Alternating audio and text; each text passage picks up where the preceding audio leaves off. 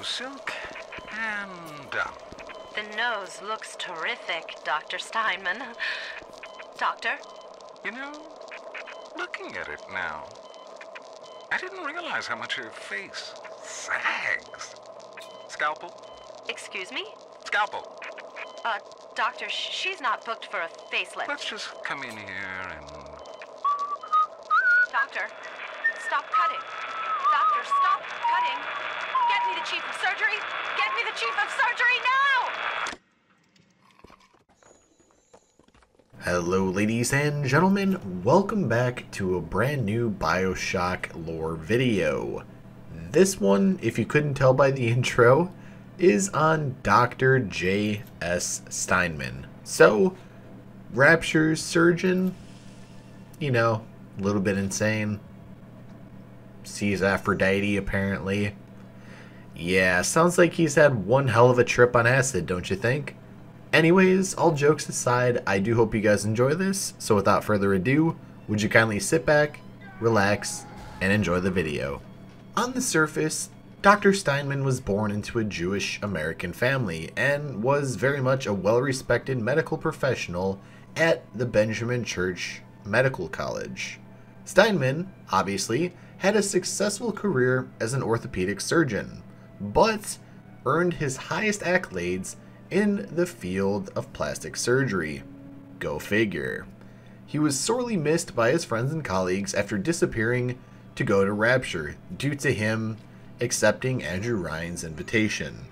His close friend, Dr. Richard Clerkwell, even hired a private detective to track him down and see if he would return to the surface. His life within Rapture, however, wouldn't be as glamorous as it was on the surface, and you'll see what I mean by that. Because of his great renown in the field of cosmetic surgery, Steinman was one of those invited to Rapture by Andrew Ryan, and, as I mentioned, he accepted that invitation. There, he set up the medical pavilion and offered beauty to those who could afford it. When Adam obviously became available, Steinman saw this as an opportunity to revolutionize the field of surgery and medical advancement, making it possible for surgeons like himself to truly, quote-unquote, sculpt flesh with ease. However, the negative side effects of repeated Adam use soon caught up with Steinman, and his mind deteriorated. So you remember that joke about the acid? Yeah, essentially that kind of happened, except he did way too much Adam, and it drove him insane. So, don't do drugs, kids. A perfectionist, Steinman fell in love with his work, as many perfectionists do, so much so that he became obsessed with human anatomy, which, if you're a surgeon, and on Adam, in Rapture, that's probably not a good thing. Wanting to become a Picasso of surgery, and he's actually quoted that in-game, Steinman began to mutilate his unfortunate patients' bodies in horrific ways, usually resulting in their deaths. Many splicers refer to him throughout the Bioshock series, usually saying that Steinman will fix their deformities, even in his current state of mind, which definitely would not happen. Dr. Steinman, growing so utterly obsessed with making his patients beautiful, in his words, began to hallucinate Aphrodite, the Greek goddess of beauty, and looked upon her down the road of insanity. So, basically a cracked out surgeon sees a Greek goddess and decides to become a Picasso of surgery. I like where this is heading. Yeah, going back to that acid thing, now I just noticed it's a little bit of a tip of the iceberg type thing. You'll see what I mean here. So, for years on the surface in New York, Steinman had also experienced these hallucinations of Aphrodite, as one normally does. This may have partially been caused by the use of ether and cocaine. So, class, what have we learned today?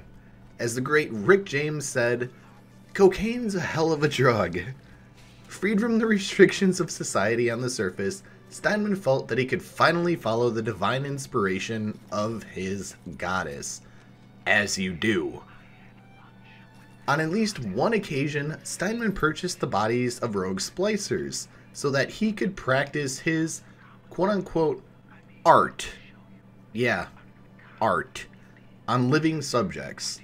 He saw it was an added bonus if his patient had been paralyzed in a fight with the police, since he wouldn't need to administer anesthetics to keep the subject still during his carving. This guy was a little fucked up, just throwing that out there. In 1956, Frank Fontaine approached Steinman with a rather peculiar request.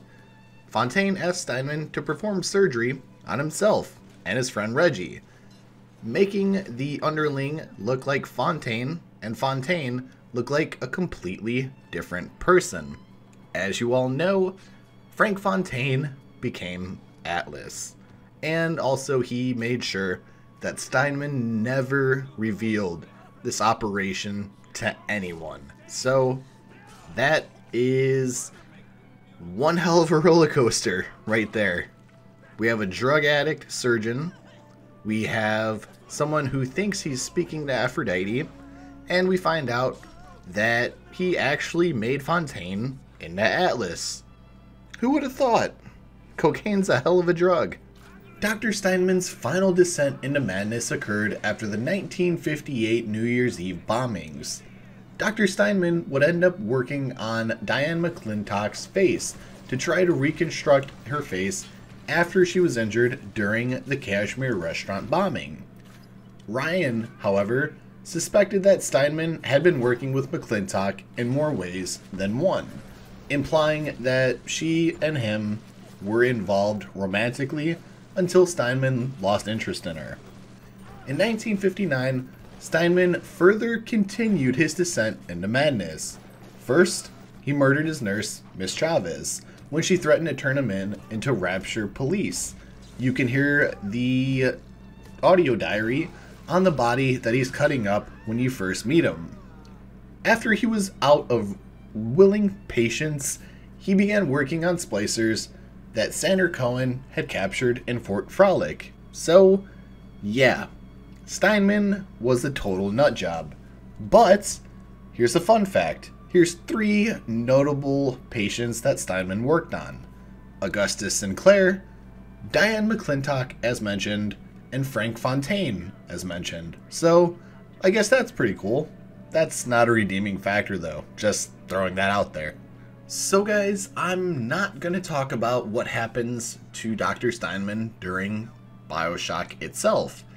As most of you know, what actually happens to him. If you don't, the background gameplay kind of fills you in as to what occurs. So, I'm sorry about that.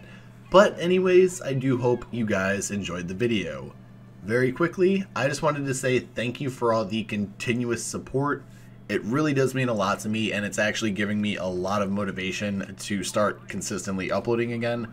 I do apologize for not doing that for a while, but thank you so much for allowing me to do this, allowing me to entertain you, and allowing me to take breaks when I need them. So, from the bottom of my heart, thank you guys so damn much. Anyways, if you enjoyed the video and want to see more, or if you're new here and want to see future videos, would you kindly hit that subscribe button, share the video with some family and friends, or on any social media platform of your choice, and hit the notification bell to never miss another video or a live stream when it goes public. And speaking of social media platforms, if you guys want to follow me on things like my Twitter or my Instagram, or feel free to join my Discord server, the links to those will be down in the description below. Also, 2 videos will be popping up on screen right now. I highly recommend you check those out. Those are pretty damn good videos if I do say so myself. Let me know what you guys think when you watch those down in the comments of those videos. Anyways, thank you all for watching, and I will talk to you all very soon.